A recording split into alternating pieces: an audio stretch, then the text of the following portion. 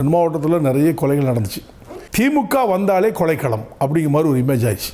திமுக வந்தால் எல்லா இடமே நிறைய கொலைகள் வந்து திமுக ஆட்சியில் தான் நடந்திருக்கு. ஏடிஎம்கே ஆட்சியில் கூட அவ்வளோ இல்லையே. ஒரே மாதத்தில் 38 கொலை நடந்திருக்கு. திருநெல்வேலியில் மட்டும் 38. அப்போ ஆவரேஜாக பார்த்தா 30 தாண்டிட்டு மாதம் ஒரு நாளைக்கு ஒரு கொலை வீதம் பார்த்தா கூட 38 தாண்டி இருக்குது. அப்போது இந்த திமுக ஆட்சி வந்தால் கொலை செய்வாங்க, கொலை செய்யலாம் அப்படிங்கிற ஒரு கான்செப்ட் வந்துடுது. நான் ஒருத்தரை கொலை செய்து நாம் தமிழர் கட்சின்னு பார்த்துட்டு அரெஸ்ட் பண்ணக்கூடாதுன்னு சொல்லிட்டு ஒரு நாள் போராட்டம் பண்ணி அரெஸ்ட் பண்ணுறாங்கன்னு சொன்னால் அப்போ எந்த லட்சணத்தில் இருக்குதுன்னு பாருங்களேன். மாநாடு மேடையில் என்ன பேசுகிறீங்க? கிறிஸ்தவர்களுக்கு பாதுகாப்பு கொடுப்போம், இஸ்லாம் சகோதரர்களுக்கு பாதுகாப்பு கொடுக்கும், மற்றவர்களாம் கொன்றுவீங்களான்னு கேட்க.